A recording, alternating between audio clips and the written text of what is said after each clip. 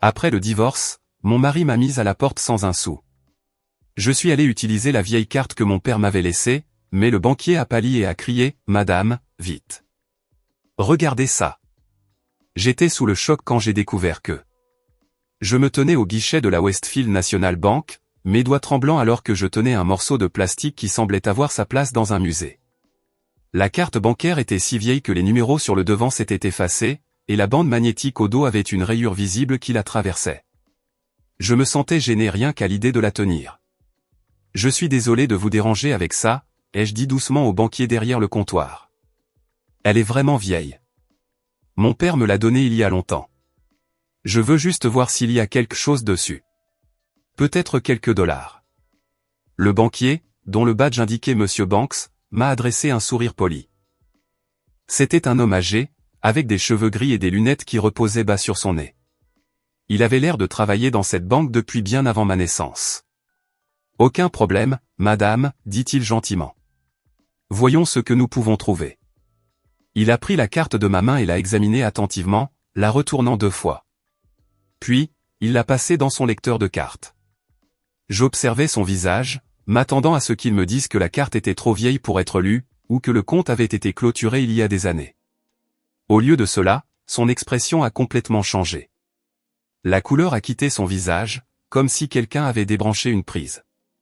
Ses yeux se sont écarquillés derrière ses lunettes, et sa bouche s'est légèrement entr'ouverte. Il a regardé l'écran de l'ordinateur, puis moi, puis de nouveau l'écran. « Madame, dit-il, et sa voix s'est brisée. Il s'est raclé la gorge et a essayé de nouveau. « Madame, j'ai besoin que vous. Pourriez-vous passer derrière le guichet, tout de suite ?» Mon cœur est tombé dans mon estomac. Quoi? Pourquoi? Est-ce que quelque chose ne va pas? S'il vous plaît, venez juste avec moi. Il ne demandait plus. Il suppliait presque. Ses mains tremblaient alors qu'il soulevait la cloison qui séparait les clients des employés de la banque. Tout le monde dans la banque s'est retourné pour nous regarder. Une femme avec un bébé m'a lancé un regard inquiet. Un homme âgé a chuchoté quelque chose à sa femme. J'ai senti mon visage brûler de honte. Que avais-je fait? Étais-je en difficulté? Mon père avait-il fait quelque chose d'illégal? Cette carte était-elle volée? 2 agents de sécurité sont apparus de nulle part, marchant rapidement vers nous. J'ai senti la panique monter dans ma poitrine. Je ne comprends pas, ai-je chuchoté. S'il vous plaît, je n'ai rien fait de mal. Mais M. Banks me guidait déjà à travers une porte marquée privée et le long d'un couloir. Mes jambes semblaient faibles. Les gardes de sécurité nous suivaient. Je me demandais s'ils allaient m'arrêter. Mon esprit passait en revue toutes les possibilités. Peut-être que mon ex-mari, Richard, m'avait piégé d'une manière ou d'une autre. Peut-être était-ce encore l'un de ces tours cruels. Nous sommes entrés dans un petit bureau, et M. Banks m'a pratiquement poussé sur une chaise. Il s'est assis devant l'ordinateur, a tapé quelque chose, et a fixé l'écran avec une expression que je ne pouvais pas lire. Ce n'était pas de la colère. Ce n'était pas de la suspicion. C'était tout autre chose. Quelque chose qui ressemblait presque à de la peur mêlée à de l'incrédulité. « Madame, je dois vérifier votre identité, dit-il, la voix tendue. Pouvez-vous me montrer votre permis de conduire? » Mes mains tremblaient tellement que je pouvais à peine ouvrir mon portefeuille. J'ai sorti mon permis et le lui ai tendu. Il l'a étudié attentivement, comparant le nom à quelque chose sur son écran. Puis, il m'a posé des questions. Le nom de jeune fille de ma mère, ma date de naissance, le nom complet de mon père, mon lieu de naissance. J'ai répondu à chacune d'elles, ma voix à peine plus haute qu'un murmure. Mais laissez-moi vous raconter comment j'en suis arrivé là. Laissez-moi vous parler des 3 jours qui ont précédé mon entrée dans cette banque, avant que ma vie entière ne soit bouleversée. 3 jours plus tôt, je me tenais sur le trottoir devant ce qui était autrefois ma maison. C'était une belle maison avec des volets blancs et un jardin que j'avais planté moi-même. J'avais passé 12 ans dans cette maison. 12 ans à la rendre parfaite. 12 ans à croire que je construisais une vie avec quelqu'un qui m'aimait. Richard se tenait dans l'encadrement de la porte, les bras croisés sur sa poitrine. Derrière lui, je pouvais la voir, elle. Leslie, son associée, sa maîtresse, la femme qui m'avait souri lors des dîners tout en détruisant secrètement mon mariage. Elle touchait déjà les rideaux que j'avais choisis, s'installant déjà chez moi comme si elle était chez elle. « Clara, tu dois partir maintenant, » a dit Richard. Sa voix était froide, comme s'il parlait à une étrangère. Les avocats ont été clairs. La maison est à mon nom. Les voitures sont à mon nom. Les comptes bancaires sont à mon nom. Tu as signé les papiers. C'est fini. Mais je n'ai nulle part où aller, ai-je dit, détestant à quel point ma voix semblait petite. Richard, s'il te plaît. Nous avons été mariés pendant 12 ans. J'ai abandonné ma carrière pour toi. J'ai soutenu ton entreprise. Et je t'ai donné 12 ans d'une vie confortable, m'a-t-il interrompu. Nous sommes quittes. Maintenant, pars. Leslie est apparue à ses côtés, passant son bras autour de sa taille. Elle m'a regardé avec une fausse sympathie. C'est vraiment pour le mieux, Clara. Tu verras. Parfois, les gens s'éloignent simplement l'un de l'autre. Je voulais crier. Je voulais jeter quelque chose. Mais j'étais si fatigué. Si complètement épuisé par des mois de disputes, des mois d'avocats, de papiers et de mensonges. J'ai ramassé mon unique valise, une valise pour contenir 12 ans de ma vie, et je suis parti. J'avais $43 dans mon sac à main. C'était tout. Tout le reste avait disparu. J'ai trouvé un motel à la périphérie de la ville. C'était le genre d'endroit où l'on paie à la semaine et où l'on essaie de ne pas regarder de trop près les taches sur le tapis. La chambre sentait la vieille cigarette et quelque chose d'autre que je ne pouvais identifier. Le climatiseur cliquetait mais fonctionnait à peine. La nuit, je pouvais entendre les gens se disputer à travers les murs fins. Lors de ma deuxième nuit là-bas, je n'arrivais pas à dormir. Le matelas était grumeleux, et mon esprit ne cessait de tourner. Je n'arrêtais pas de penser à ce que j'allais faire, à comment j'allais survivre. Je n'avais pas de travail, pas d'argent, pas de famille à appeler. Ma sœur Judith et moi ne nous étions pas parlé depuis 8 ans. Pas depuis qu'elle avait traité notre père de raté, et que je lui avais dit de ne plus jamais me contacter. Je me suis levé et j'ai commencé à fouiller ma valise, cherchant tout ce que j'aurais pu manquer, tout objet de valeur que je pourrais vendre. C'est là que j'ai trouvé l'enveloppe. Elle était jaunie par l'âge, glissée dans la poche intérieure d'une vieille veste. Je l'ai sortie et j'ai fixé l'écriture de mon père sur le devant, pour ma Clara, quand le monde devient difficile. Mes yeux se sont remplis de larmes. Mon père était mort il y a 17 ans, quand j'avais 19 ans. Il avait été concierge d'immeuble, passant ses journées à réparer des toilettes cassées et à remplacer des ampoules dans un immeuble à loyer modéré du centre-ville. Il n'avait jamais eu beaucoup d'argent. Il portait les 3 mêmes chemises par roulement. Il marchait partout parce qu'il disait que le prix du bus était du gaspillage. Quand il est mort, il y avait à peine eu assez d'argent pour des funérailles simples. J'ai ouvert l'enveloppe avec précaution. À l'intérieur se trouvait une carte bancaire et un petit mot de son écriture familière. Clara, garde ceci en sécurité. Utilise-le quand tu en auras vraiment besoin.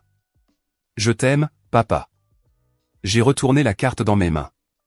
Elle semblait ancienne. Je l'avais complètement oubliée. Il me l'avait donnée quelques semaines avant sa mort, la pressant dans ma main avec cette expression sérieuse qu'il avait parfois. J'avais 18 ans, sur le point de commencer l'université, et je l'avais rangée et oubliée après son décès. À travers l'université, la rencontre avec Richard, le mariage et le déménagement, la carte avait simplement voyagé avec moi, enfouie dans de vieilles affaires.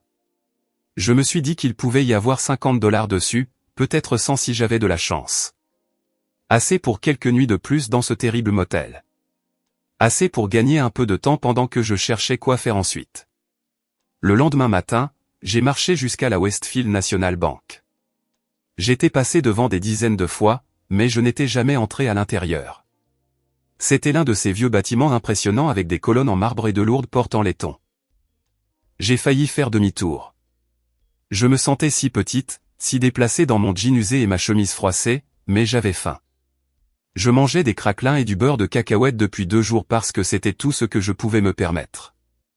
Alors, je me suis forcé à franchir ces portes. La banque était bondée. Des gens en costume d'affaires passaient devant moi comme si j'étais invisible.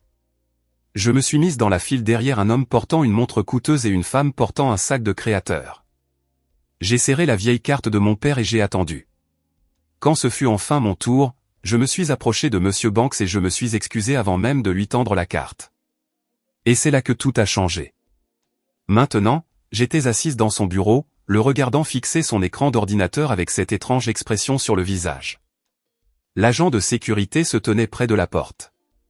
M. Banks m'a regardé, et j'ai vu quelque chose dans ses yeux que je ne pouvais pas tout à fait comprendre. Madame Morton, a-t-il dit lentement, je dois vous demander, votre père a-t-il déjà discuté de ses finances avec vous? Les finances de mon père, ai-je répété, confuse par la question. Monsieur Banks, mon père était concierge. Il réparait des chauffages cassés et lavait des sols. Il n'avait pas de finances à discuter. Monsieur Banks a enlevé ses lunettes et s'est frotté les yeux. Quand il les a remises, il m'a regardé avec quelque chose qui aurait pu être de la pitié, ou peut-être du respect. Je ne pouvais pas le dire. Madame Morton, je travaille dans cette banque depuis 30 ans, a-t-il dit doucement. J'ai vu beaucoup de choses, mais je n'ai jamais rien vu de tel. Il a tourné son écran d'ordinateur vers moi. S'il vous plaît, regardez ceci attentivement. Je me suis penché en avant et j'ai plissé les yeux vers l'écran. Il y avait des chiffres, beaucoup de chiffres, des informations de compte, un historique de transactions, et puis j'ai vu le solde en bas. Mon cerveau ne pouvait pas traiter ce que je voyais. Les chiffres n'avaient aucun sens. Il y en avait trop. J'ai compté les chiffres 2 fois, puis une 3e fois. Ça ne peut pas être vrai, ai-je dit, ma voix fonctionnant à peine. C'est une erreur. Vous avez fait une erreur. Il n'y a pas d'erreur, a dit Monsieur Banks doucement. J'ai vérifié 3 fois. J'ai demandé à mon superviseur de vérifier. Le compte est réel, et il est à vous. Mais cela indique, je me suis arrêté, incapable de dire le nombre à voix haute. Cela indique 47 millions de dollars. La pièce a basculé sur le côté. J'ai agrippé le bord du bureau pour me stabiliser. L'un des gardes de sécurité a fait un pas en avant, craignant probablement que je ne m'évanouisse. Peut-être que j'allais le faire. Madame Morton, respirez, a dit Monsieur Banks. Il a poussé un verre d'eau vers moi. Je sais que c'est un choc. Un choc? Il appelait 47 millions de dollars un choc. J'ai commencé à rire, mais c'est sorti bizarrement. Presque comme des pleurs. Cela doit être une erreur. Mon père n'avait pas d'argent. Nous étions pauvres. Nous mangions des pâtes 4 soirs par semaine. Il réparait ses bottes de travail avec du ruban adhésif parce qu'il ne pouvait pas s'en payer de nouvelles. Votre père était un homme très prudent, a déclaré Monsieur Banks. Il a ouvert un autre écran et m'a fait signe de regarder. Il y a 25 ans, votre père possédait un petit terrain. Savez-vous quelque chose à ce sujet? J'ai secoué la tête. Mon père n'a jamais rien possédé. Nous louions notre appartement. Selon ses dossiers, il a hérité d'une parcelle de terrain de son oncle. C'était dans une partie de la ville que personne ne voulait à l'époque. Une zone industrielle, des entrepôts, rien de spécial. Monsieur Banks a fait défiler des documents sur son écran. Un promoteur a approché votre père pour l'acheter. Il prévoyait quelque chose de grand, mais le terrain était crucial pour leur projet. J'écoutais, ne comprenant toujours pas comment cela se connectait au nombre impossible sur cet écran. Votre père a vendu le terrain, a poursuivi Monsieur Banks. Mais il a été malin. Au lieu de simplement prendre un paiement unique, il a négocié un contrat. Il obtiendrait 5% de tous les bénéfices futurs de tout ce qui serait construit sur ce terrain. Le promoteur a accepté parce qu'il pensait que le pourcentage ne représenterait presque rien. Peut-être quelques milliers au fil des ans, mais quelque chose a changé, ai-je chuchoté, commençant à comprendre. Ils ont construit le complexe Hartley Tower, a déclaré Monsieur Banks. Vous le connaissez? Bien sûr que je le connaissais. Tout le monde en ville le connaissait. C'était un développement massif au centre-ville. Des immeubles de bureaux, des appartements de luxe, des magasins haut de gamme. Cela avait transformé tout un quartier. Cela a été construit sur le terrain de mon père. Sur l'ancien terrain de votre père, a corrigé Monsieur Banks. Et pendant 20 ans, 5% des bénéfices de ce complexe ont été déposés dans un fonds fiduciaire. Un compte qui était programmé pour vous être transféré à vos 18 ans. Mes mains tremblaient tellement que j'ai dû les joindre. Mais j'ai 35 ans. Pourquoi n'étais-je pas au courant? Monsieur Banks a sorti d'autres documents. La banque a envoyé des lettres de notification quand vous avez eu 18 ans, mais elles sont allées à l'ancienne adresse de votre père. Selon nos dossiers, vous aviez déménagé à ce moment-là. Vous étiez à l'université. J'ai hoché la tête lentement. J'ai pris une chambre en résidence universitaire, puis un appartement avec des colocataires. Je n'ai jamais mis à jour mes adresses parce que je ne pensais pas. Je n'avais pas de compte bancaire ou quoi que ce soit qui nécessitait une mise à jour. Les lettres ont été retournées comme non livrables, a expliqué M. Banks. Le compte est resté dormant. L'argent a continué à s'accumuler, à croître, à collecter des intérêts. Pendant 17 ans, il est juste resté ici à vous attendre. Je me suis levé soudainement, la chaise raclant contre le sol. Ça n'a pas de sens. Si mon père avait cet arrangement, si de l'argent rentrait, pourquoi vivions-nous de cette façon? Pourquoi faisait-il un travail si dur? Pourquoi avons-nous lutté? Je ne peux pas répondre à cela, a dit doucement M. Banks. Mais d'après ce que je peux voir dans ces dossiers, votre père n'a jamais touché à l'argent. Pas une seule fois. Chaque dépôt est allé directement dans le fonds pour vous. Il l'a configuré de manière à ce que personne ne puisse y accéder, sauf vous. Pas ses créanciers, pas les membres de sa famille, et surtout, pas un quelconque conjoint que vous pourriez avoir. Le mot conjoint m'a frappé comme de l'eau froide. Attendez, vous voulez dire que mon ex-mari ne pouvait pas toucher à cet argent? C'est exactement ce que je dis. Le fonds a été structuré très soigneusement. Il est à vous seul. Selon la loi, il ne pouvait pas être considéré comme un bien matrimonial car c'était un héritage détenu dans un trust irrévocable avec vous comme seul bénéficiaire. Votre ex-mari n'aurait eu aucun droit légal dessus, même pendant le mariage. Je me suis rassise, l'esprit vacillant. Richard, le divorce, la façon dont il avait tout pris et m'avait laissé sans rien. Le savait-il? Madame Morton, je dois vous dire autre chose, a dit M. Banks, son expression devenant sérieuse. Ce compte a des signalements de sécurité. Il y a 3 mois, quelqu'un a fait une demande de renseignement à son sujet. Ils ont utilisé votre nom et votre numéro de sécurité sociale, mais ce n'était pas vous. Nous avons refusé la demande et signalé le compte. Mon estomac s'est tordu. Il y a 3 mois. C'était juste avant que Richard ne demande le divorce. Je ne peux pas spéculer là-dessus, a dit M. Banks avec prudence. Mais je peux vous dire que quiconque a fait cette demande essayait de trouver des informations sur des comptes à votre nom. Ils allaient à la pêche aux informations, cherchant des actifs. Richard avait engagé un détective privé. Je me souvenais avoir vu les frais sur notre relevé de carte de crédit avant qu'il ne me coupe l'accès à tout. Il avait prétendu que c'était pour le travail, mais il enquêtait sur moi, cherchant tout ce qu'il pouvait prendre. Il le savait, ai-je dit doucement. Ou du moins, il soupçonnait qu'il pourrait y avoir quelque chose. C'est pour ça qu'il a précipité le divorce. C'est pour ça qu'il a été si cruel. Il me voulait désespéré et brisé pour que je ne pense jamais à chercher ça. Monsieur Banks n'a ni confirmé ni nié ma théorie. Il m'a juste regardé avec ses yeux tristes et compréhensifs. Qu'est-ce que je fais maintenant, ai-je demandé. Je ne comprends rien à tout ça. Je ne sais pas comment gérer ce genre d'argent. D'abord, je vais vous mettre en contact avec notre équipe de gestion de patrimoine privé, a dit M. Banks. Ils vous aideront à comprendre vos options. Mais Madame Morton, vous devez prendre un avocat. Un bon. Si votre ex-mari avant de cela, il pourrait essayer de contester le règlement du divorce.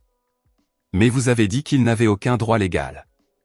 Il n'en a pas, mais cela ne veut pas dire qu'il n'essaiera pas. Les gens font des choses étranges quand autant d'argent est en jeu. Monsieur Banks m'a tendu une carte de visite.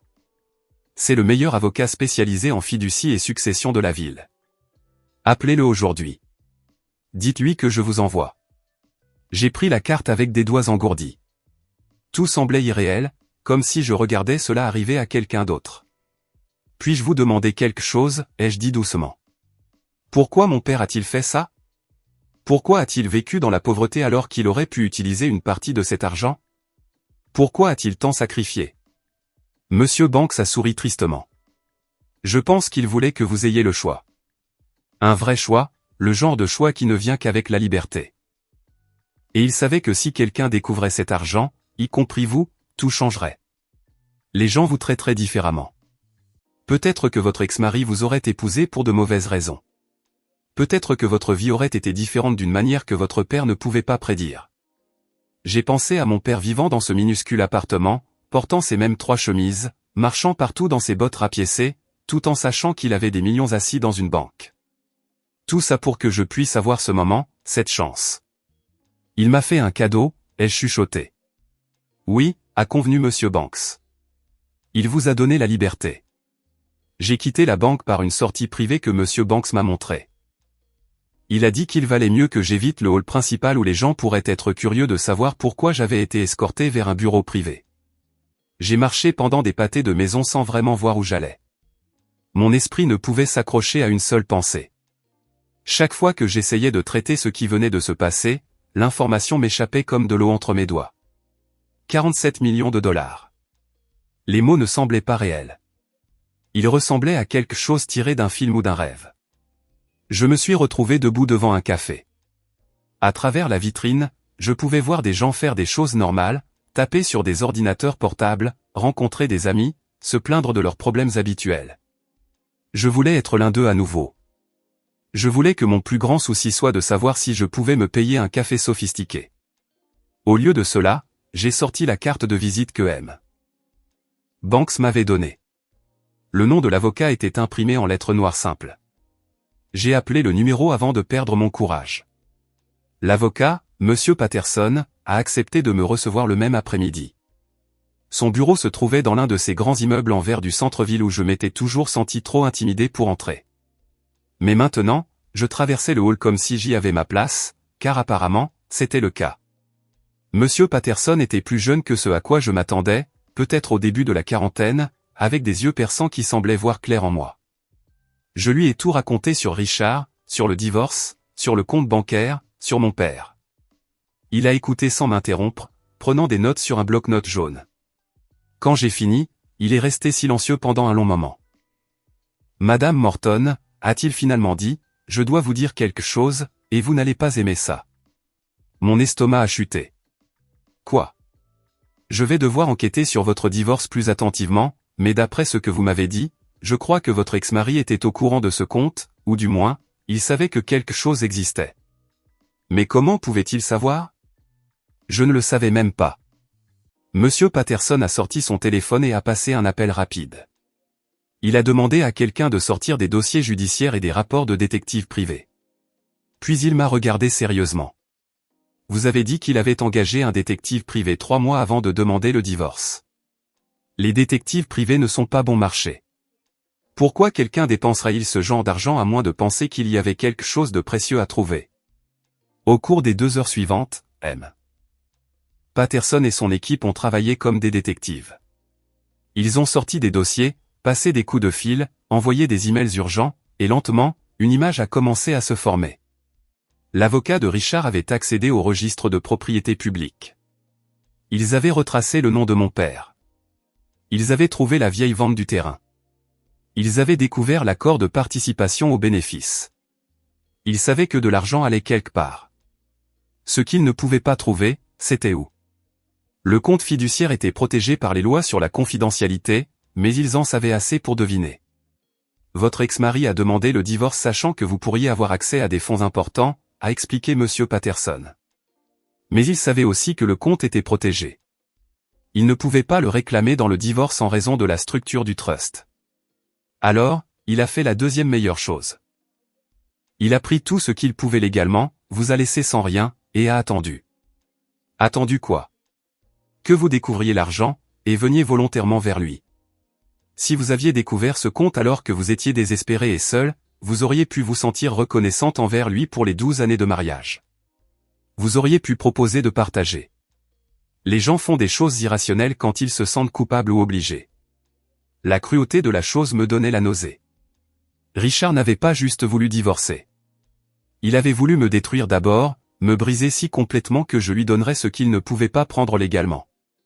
Mais il a fait une erreur, a dit Monsieur Patterson avec un petit sourire. Il a sous-estimé le temps qu'il vous faudrait pour trouver le compte. Et maintenant que vous avez une représentation légale, il ne peut rien faire. L'argent est à vous. Complètement et légalement à vous. J'aurais dû me sentir soulagé. Au lieu de cela, je me sentais épuisé. Monsieur Patterson m'a aidé à tout mettre en place. Un nouveau compte bancaire dans une autre banque, un conseiller financier, une équipe de sécurité. Il m'a même trouvé un hôtel de luxe où je pourrais séjourner sous un faux nom jusqu'à ce que nous décidions quoi faire ensuite. Faites-moi confiance, a-t-il dit, quand la nouvelle se répandra, et elle se répandra, tous ceux que vous avez connus voudront soudainement être votre meilleur ami. Vous avez besoin de protection. Vous avez besoin d'intimité. Et vous avez besoin de temps pour réfléchir. Il avait raison. J'étais à l'hôtel depuis moins de 3 jours quand mon téléphone a commencé à sonner. Des numéros que je ne reconnaissais pas. De vieilles connaissances à qui je n'avais pas parlé depuis des années. Même ma cousine, qui ne m'avait jamais aimé, voulait soudainement prendre des nouvelles. Je les ai tous ignorés. Mais je n'ai pas pu ignorer le coup à la porte de ma chambre d'hôtel le 4e matin. « Clara, je sais que tu es là. » La voix de Richard a traversé la porte. « Nous devons parler. » Mon cœur battait la chamade. J'ai regardé à travers le Judas et je l'ai vu se tenir là dans un costume coûteux, le visage rouge de colère. Comment m'avait-il trouvé?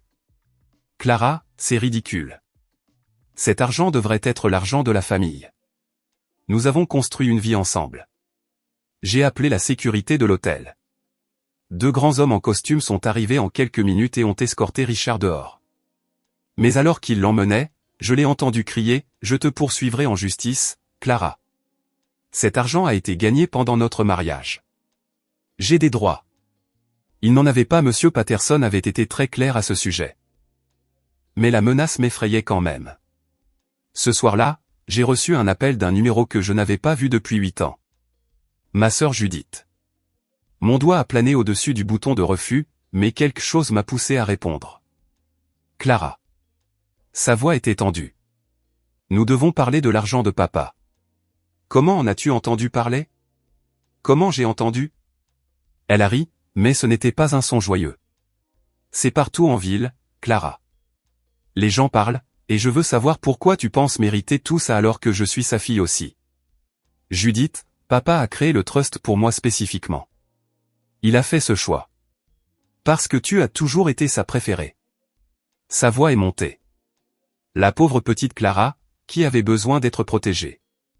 Pendant ce temps, c'est moi qui devais être forte, qui devais tracer ma propre voie. Et maintenant tu reçois des millions alors que je travaille à 2 emplois juste pour garder ma maison. Je n'ai pas demandé ça, ai-je dit doucement. Mais tu le gardes, n'est-ce pas? Tu ne vas pas partager avec ta propre sœur. Papa a fait son choix, Judith. Je le respecte. Elle m'a traité de tous les noms alors. Égoïste, avare, mauvaise fille, et pire sœur. J'ai écouté jusqu'à ce que je n'en puisse plus, et puis j'ai raccroché. Elle a rappelé 5 fois de plus. J'ai bloqué son numéro. Cette nuit-là, je me suis assise seule dans ma suite d'hôtel. Les pièces étaient magnifiques. Salle de bain en marbre, peignoir doux, une vue sur la ville qui coûtait probablement plus cher par nuit que ce que je dépensais en courses en un mois. Mais je ne m'étais jamais senti aussi seul. J'ai pensé à appeler quelqu'un, mais qui? Mes vieux amis s'étaient éloignés pendant mon mariage. Richard s'en était assuré, trouvant toujours des raisons pour lesquelles je ne pouvais pas sortir ou pourquoi mes amis n'étaient pas assez bien. Je n'avais pas de famille, à part une sœur qui me détestait. Pas de mari, pas de carrière, juste de l'argent. Tellement d'argent que tous ceux que j'avais connus voulaient soudainement un morceau de moi. J'ai commandé le service en chambre et j'ai mangé seul, regardant les lumières de la ville en contrebas. Quelque part là-bas, Richard complotait probablement son prochain coup. Judith appelait probablement des parents, les montant contre moi. Et j'étais là, vivant soi-disant le rêve, me sentant plus piégé que je ne l'avais jamais été de ma vie. Mon téléphone a vibré avec un texto d'un numéro que je ne reconnaissais pas. Je sais où tu loges. Nous devrions nous rencontrer. Tu me dois ça. Richard. J'ai montré le texto à Monsieur Patterson, qui a immédiatement contacté la police. Ils ont dit que ce n'était pas techniquement une menace, mais qu'ils le documenteraient juste au cas où. Cette nuit-là, je n'ai pas pu dormir. Je n'arrêtais pas de penser à ce que Monsieur Banks avait dit. Mon père m'avait donné la liberté. Mais cela ne ressemblait pas à la liberté. Cela ressemblait à un nouveau genre de prison, faite d'argent, de suspicion et de peur. Je me demandais ce que mon père me dirait s'il était là. Regretterait-il son cadeau? Comprendrait-il à quel point il avait tout compliqué? Ou me dirait-il que la liberté n'est pas facile, qu'elle vient avec des choix difficiles, et que le vrai test n'était pas de recevoir l'argent, mais de décider quel genre de personne j'allais devenir à cause de lui? J'ai passé les 2 semaines suivantes à me cacher dans cette chambre d'hôtel comme une prisonnière. Monsieur Patterson appelait tous les jours avec des mises à jour qui me donnaient le tournis. Richard avait engagé 3 avocats différents, chacun menaçant d'intenter des procès. Judith avait aussi contacté un avocat, prétendant que notre père n'était pas sain d'esprit lorsqu'il avait établi le trust. Des cousins que j'avais rencontrés peut-être 2 fois dans ma vie envoyaient soudainement de longs emails sur la loyauté familiale et le partage des bénédictions. Tout le monde voulait quelque chose de moi. Personne ne voulait juste me parler comme à une personne. Le 15e jour, Monsieur Patterson est venu dans ma chambre d'hôtel avec d'épais dossiers de documents. Il les a étalés sur la table basse et s'est assis en face de moi avec une expression sérieuse. « Clara, j'ai besoin que vous compreniez quelque chose, » a-t-il dit. Vous avez le pouvoir légal de détruire Richard financièrement. Sa société immobilière est lourdement endettée. Il doit de l'argent à de multiples créanciers. Si vous le vouliez, vous pourriez racheter ses dettes et saisir tout ce qu'il possède. Vous pourriez le laisser sans rien, tout comme il a essayé de le faire avec vous. J'ai fixé les documents, les rapports sur l'entreprise de Richard, les listes de ses propriétés et de ses dettes, un plan détaillé sur la façon dont je pourrais systématiquement démanteler sa vie entière. Est-ce ce que vous pensez que je devrais faire, ai-je demandé doucement. Je pense que vous devriez considérer toutes vos options, a dit Monsieur Patterson avec prudence. La vengeance est un puissant facteur de motivation, et après ce qu'il vous a fait, personne ne vous blâmerait. J'ai pris l'un des rapports et les feuilleté. Des chiffres et des projections, des faits froids sur la façon de ruiner la vie de quelqu'un. J'ai pensé au visage de Richard quand il m'avait jeté dehors. La façon dont Leslie avait touché mes rideaux, la cruauté dans sa voix quand il avait dit que nous étions quittes. Une partie de moi voulait le faire. Une partie de moi voulait le regarder tout perdre et ressentir exactement ce que j'avais ressenti debout sur ce trottoir avec une seule valise. Mais ensuite, j'ai pensé à mon père, George Hartley, qui avait eu des millions mais qui réparait les toilettes pour des voisins âgés qui ne pouvaient pas se permettre un plombier, qui avait porté des bottes rapiécées et marché sous la pluie pour économiser le prix du bus, qui avait choisi la gentillesse plutôt que le confort chaque jour. Non, ai-je dit, repoussant les documents. Je ne vais pas le détruire. Monsieur Patterson a hoché la tête lentement. Alors que voulez-vous faire? J'ai pensé à cette question pendant un long moment. Que voulais-je? Depuis des semaines, je réagissais à tout le monde, fuyant Richard, me cachant de Judith, évitant les journalistes et les vieilles connaissances. J'avais été tellement concentré sur ma protection que je n'avais pas pensé à ce que je voulais réellement construire. Je veux aider les gens, ai-je dit finalement. Des gens comme moi. Des femmes qui se font jeter et laisser sans rien. Au cours des jours suivants, j'ai travaillé avec Monsieur Patterson et une équipe de conseillers pour créer une fondation. Nous l'avons appelée Seconde Chance. Son but était simple, aider les femmes divorcées qui avaient été laissées financièrement dévastées par leurs ex-maris. Nous fournirions un logement temporaire, une formation professionnelle, une assistance juridique et de petites subventions pour les aider à redémarrer leur vie. Le travail m'a donné un but. Pour la première fois depuis la découverte de l'argent, je me sentais à nouveau moi-même. Pas une victime, pas une femme riche que tout le monde voulait utiliser. Juste Clara, essayant de faire quelque chose de bien. Mais je ne pouvais pas laisser le comportement de Richard rester complètement impuni. Pas par vengeance, mais parce qu'il blessait encore des gens. J'ai demandé à Monsieur Patterson d'enquêter sur les pratiques commerciales de Richard. Ce que nous avons trouvé a choqué même les avocats. Richard et Leslie avaient pris des raccourcis pendant des années. Ils avaient caché des défauts majeurs dans les propriétés qu'ils vendaient, gonflé la valeur des biens pour obtenir de plus gros prêts, payé des inspecteurs pour ignorer les violations du code. Ils avaient vendu au moins une douzaine de maisons à des familles qui n'avaient aucune idée qu'elles achetaient des propriétés avec de graves problèmes structurels. Une famille avait acheté une maison avec une fondation fissurée que l'entreprise de Richard avait simplement recouverte de béton frais. Une autre avait acheté un condo où le balcon était à peine attaché au bâtiment. Ce n'étaient pas de petites erreurs. C'étaient des fraudes dangereuses et délibérées qui pourraient tuer des gens. Ce n'est plus à propos de vous, a dit Monsieur Patterson quand il m'a montré les preuves. C'est à propos de la protection de personnes innocentes contre des criminels. Il avait raison. Ce n'était pas de la vengeance. C'était faire ce qui était juste. Nous avons tout compilé et l'avons soumis à la commission immobilière de l'État et au bureau du procureur. Nous l'avons fait anonymement. Je ne voulais pas de crédit. Je voulais juste que ça s'arrête. En moins d'une semaine, les enquêteurs ont fait une descente dans le bureau de Richard. J'ai regardé la couverture médiatique depuis ma chambre d'hôtel, voyant Richard et Leslie emmener menottes au poignet pour interrogatoire. Ils n'ont pas été arrêtés ce jour-là, mais l'enquête avait commencé. La licence commerciale de Richard a été immédiatement suspendue. Mon téléphone a sonné 1 heure plus tard. C'était Richard. Contre mon meilleur jugement, j'ai répondu. « C'est toi qui as fait ça ?» a-t-il sifflé. « Tu as détruit mon entreprise parce que tu es amère et jalouse. » J'ai soumis des preuves de fraude, ai-je dit calmement. Ce qui se passe ensuite dépend des autorités. Ces familles ont signé des contrats. Elles ont accepté les propriétés en l'état. C'est une chasse aux sorcières. On a menti à ces familles, Richard. Tu connaissais les défauts et tu les as cachés. Ce n'est pas du business. C'est de la fraude. Je me battrai contre ça, a-t-il dit. Et quand je le ferai, je m'en prendrai à toi. Je te poursuivrai pour tout ce que tu as. Cet argent aurait dû être le mien. L'argent n'a jamais été le tien, ai-je dit. Et il ne le sera jamais. Au revoir, Richard. J'ai raccroché et bloqué son numéro. Mes mains tremblaient, mais je ressentais quelque chose que je n'avais pas ressenti depuis des mois. Je me sentais forte. Quelques jours plus tard, Richard a appelé de nouveau depuis un autre numéro.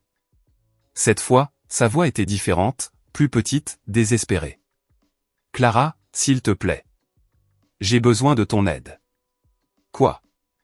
L'enquête est en train de me tuer. Mes investisseurs se retirent. Les banques réclament mes prêts.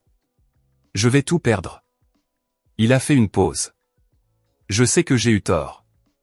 Je sais que je t'ai blessé, mais s'il te plaît, tu as les ressources pour m'aider. Nous avons été mariés pendant 12 ans. Ça doit compter pour quelque chose. J'ai pensé à ces 12 années, au bon moment avant que tout ne tourne mal. L'homme dont j'étais tombé amoureuse avant que l'avidité et l'ambition ne le changent. Une partie de moi avait pitié de lui. Mais une plus grande partie de moi se souvenait d'être debout sur ce trottoir avec une seule valise pendant que Leslie redécorait ma maison. « Richard, je vais te rencontrer pour un café, ai-je dit. Une fois, demain, et ensuite nous en aurons fini. » Nous nous sommes rencontrés dans un petit café, loin de tout endroit où nous avions l'habitude d'aller. Richard avait l'air terrible. Son costume coûteux était froissé. Ses cheveux avaient besoin d'une coupe. Il avait des cernes sombres sous les yeux. « Merci d'être venu », a-t-il dit alors que je m'asseyais. « Je sais que je ne le mérite pas. »« Non, tu ne le mérites pas, ai-je convenu. »« Clara, j'ai fait des erreurs, d'énormes erreurs. Mais je te le demande, s'il te plaît, aide-moi à traverser ça. Je te rembourserai. Je ferai tout ce que tu veux. Aide-moi juste. » J'ai regardé l'homme assis en face de moi et j'ai essayé de me rappeler pourquoi je l'avais aimé. Mais cette personne avait disparu. Peut-être n'avait-elle jamais vraiment existé. « Non », ai-je dit simplement. « Quoi ? » ?»« Non, Richard. Je ne vais pas te sauver des conséquences de tes propres choix. Tu ne m'as pas seulement blessé. Tu as blessé des familles innocentes. Tu as bâti ton entreprise sur des mensonges et la fraude. Et quand tu as eu la chance de faire la bonne chose, tu m'as jeté dehors sans rien. J'ai fait une erreur. Tu as fait beaucoup d'erreurs, et je ne suis pas intéressé à les réparer pour toi. Je me suis levé. J'espère que tu trouveras un moyen de t'en sortir, Richard. Je l'espère vraiment. Mais ce moyen ne m'inclut pas. Clara, attends. Au revoir, Richard. Je le pense cette fois. Vraiment, au revoir. Je suis sorti de ce café et j'ai senti quelque chose se soulever de mes épaules. Ce n'était pas de la vengeance. Ce n'était pas de la satisfaction. C'était simplement une conclusion.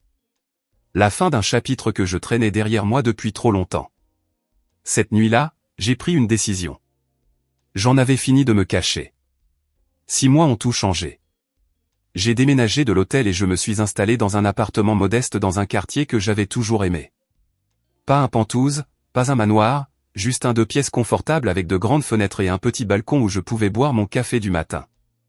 Le loyer était probablement inférieur à ce que certaines personnes payaient pour leur mensualité de voiture, mais cela ressemblait à un foyer d'une manière que le manoir avec Richard n'avait jamais été. La fondation est devenue mon but. Seconde Chance avait aidé 37 femmes en seulement 6 mois. Nous avions fourni des logements d'urgence, les avions mis en contact avec des emplois, payé les fournitures scolaires de leurs enfants, et couvert les frais juridiques pour les batailles de garde. Chaque femme avait une histoire différente, mais elles avaient toutes le même regard quand elles franchissaient nos portes pour la première fois. Ce regard perdu et effrayé que je reconnaissais parce que je l'avais porté moi-même.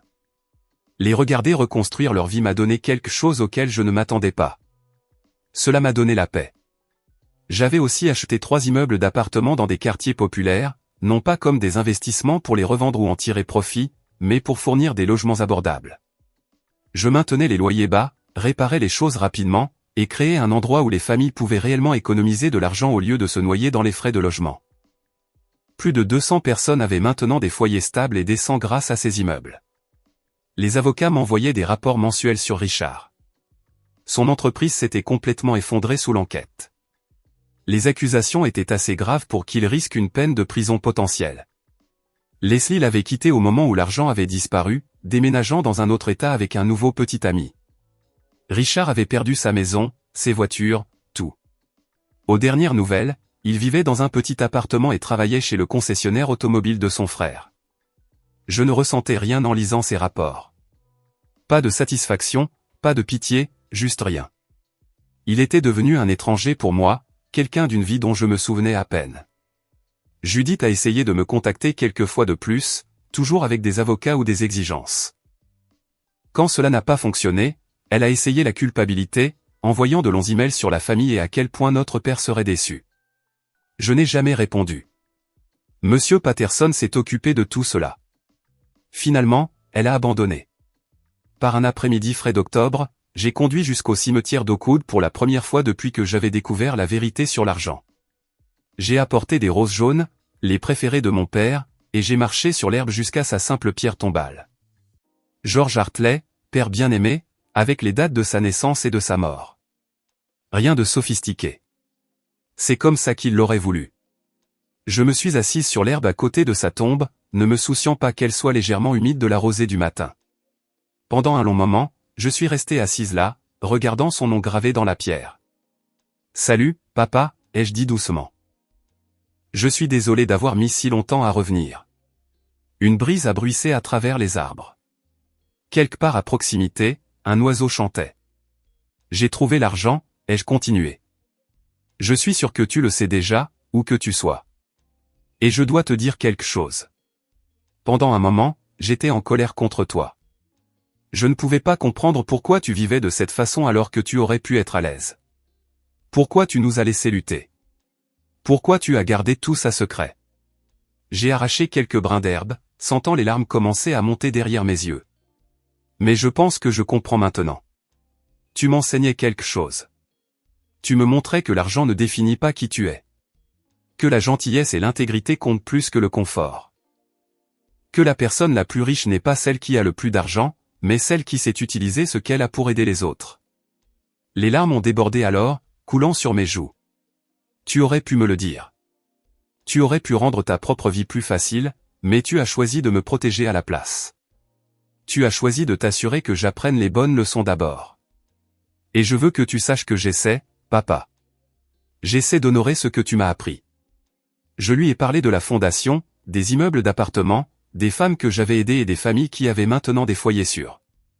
Je lui ai parlé de Richard et de la façon dont j'avais choisi de ne pas le détruire, même si j'aurais pu le faire.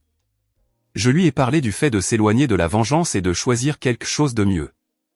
J'ai créé une bourse, aussi, ai-je dit en essuyant mes yeux. À ton nom, la bourse George Hartley. C'est pour les étudiants issus de familles de la classe ouvrière qui veulent aller à l'université. Des enfants dont les parents réparent des chauffages, lavent des sols et travaillent dur mais n'ont pas d'argent en trop. Nous avons remis la première la semaine dernière.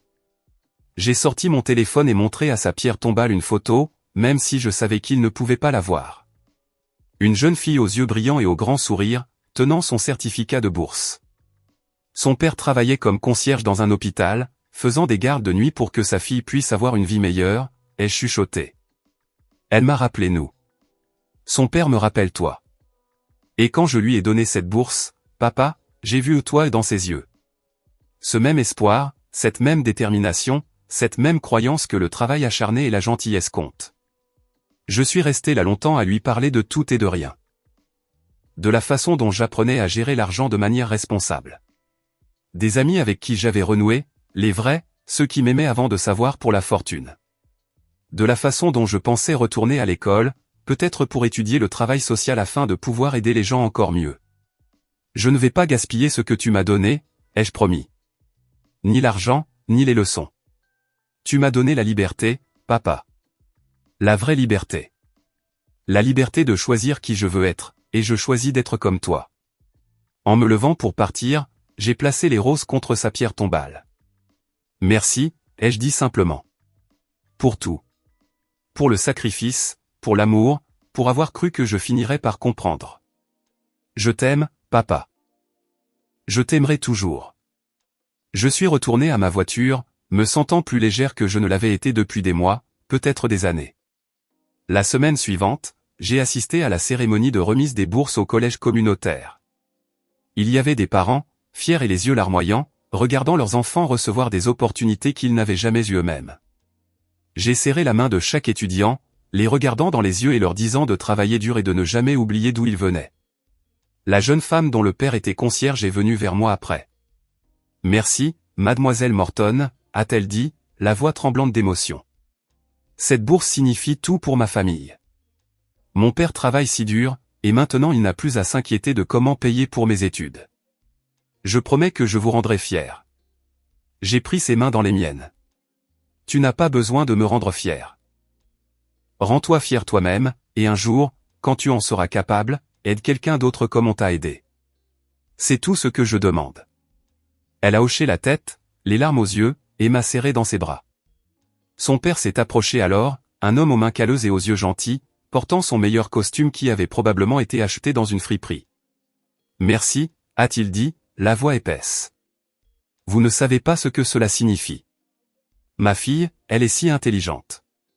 Elle mérite cette chance. Mon père a travaillé dur, aussi, lui ai-je dit. Tout comme vous. Il m'a appris que la meilleure chose que l'on puisse donner à quelqu'un n'est pas de l'argent. C'est une opportunité. Votre fille a une opportunité maintenant. Le reste dépend d'elle. » Ce soir-là, je me tenais à la fenêtre de mon appartement, regardant les lumières de la ville. J'ai pensé à la femme que j'étais il y a 6 mois, debout dans cette banque avec une carte usée et $43 à son nom. Cette femme avait été brisée, perdue et effrayée. Elle n'était plus là. À sa place se trouvait quelqu'un de plus fort. Quelqu'un qui comprenait que la richesse ne se mesurait pas en dollars, mais aux vies que l'on touche et aux biens que l'on crée. Quelqu'un qui savait que la meilleure vengeance n'était pas de détruire ses ennemis, mais de devenir quelqu'un qu'il ne pourrait jamais atteindre. J'ai pensé à Richard, probablement amer et en colère quelque part, blâmant tout le monde sauf lui-même pour ses échecs. J'ai pensé à Judith, toujours rancunière et jalouse. Ils étaient piégés dans leur propre prison de colère et d'avidité. Mais j'étais libre. Vraiment libre. Pas parce que j'avais de l'argent, mais parce que j'avais appris ce qui comptait vraiment. Mon téléphone a vibré avec un texto de l'une des femmes de la fondation. Elle venait de recevoir son premier chèque de paie de son nouveau travail. Elle pleurait des larmes de joie. Elle voulait que je sache qu'elle allait s'en sortir, que ses enfants allaient bien aller. J'ai souri et j'ai tapé en réponse « Félicitations ». Puis j'ai regardé à nouveau la ville, toutes ces lumières représentant toutes ces vies, toutes ces histoires, tous ces gens essayant juste de traverser un autre jour. Quelque part là-dehors, il y avait plus de femmes qui avaient besoin d'aide, plus de familles luttant pour garder un toit au-dessus de leur tête, plus de jeunes qui méritaient une chance. Et maintenant, j'avais les ressources pour les aider. Pas parce que j'étais spécial ou que je le méritais plus que quiconque, mais parce que mon père avait fait un choix il y a 17 ans. Il avait choisi de me donner non seulement de l'argent, mais une responsabilité, un but. Je n'allais pas le décevoir. J'ai pris mon ordinateur portable et j'ai ouvert mes notes. Je travaillais sur des plans pour étendre la fondation à 3 autres villes, acheter 2 autres immeubles d'appartements, augmenter le fonds de bourse d'études. Il y avait tant de travail à faire, tant de gens à aider. Pour la première fois de toute ma vie d'adulte, je savais exactement qui j'étais et ce que j'étais censé faire. J'étais Clara Morton, fille de George Hartley, et j'étais enfin libre.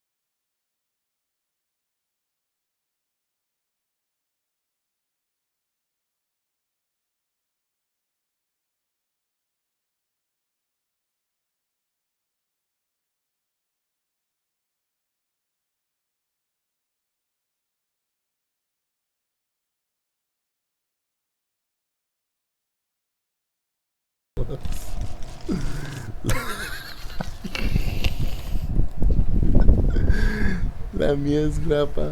Por lo que sabemos, la de Jimmy es espadón. Y. ¿Por qué hablan de mi pirulina? ¿Qué les pasa?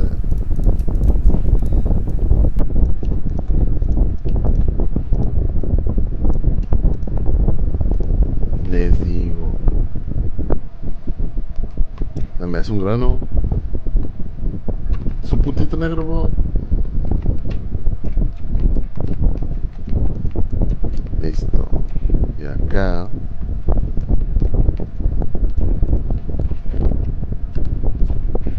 Mierda. Un chingo de madera. Pero sí, porque están hablando de pirulina. ¿Qué les pasa? No, pues vamos a dejar esa parte ahí todavía. No, no vamos a seguir avanzando.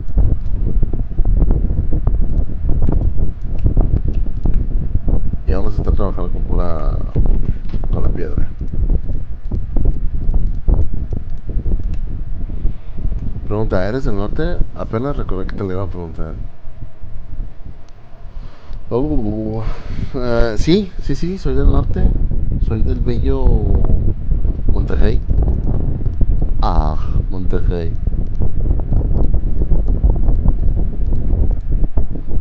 Se nos habla del nombre del streamer en ese streamamento. ¿Por qué San Joaquín tu pirulina está sabrosa? Y pues es que Joaquín ya lo probó. ¿Qué quieres que haga? Pues quién vive en esa casa, bro. Tu tremenda pija. ¿Por qué también Joaquín no? Ese güey es chiribillo. ¿Tú dónde eres, Jackie? A volarme. Porque ya no estamos en el espacio seguro, ¿eh?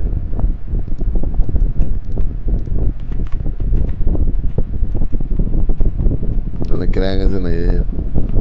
¿Cuánto Jimmy? Manda packs, ocupo tomarlo. Cuando Jimmy manda packs, ocupa tomarlas en panorámica. Randy Chueca, ¿cómo llevar?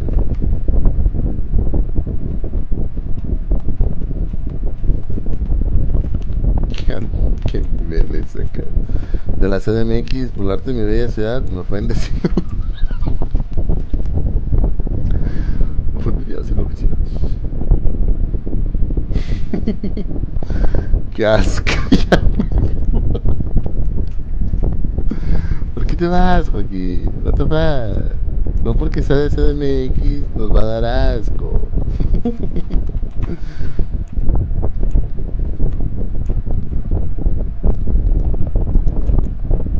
¡Mierda!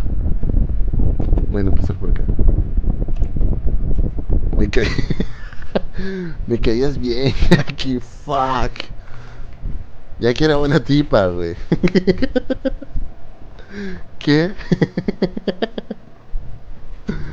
Paso pack, botita. Cuando Jimmy quiere mirar, no va, la manda.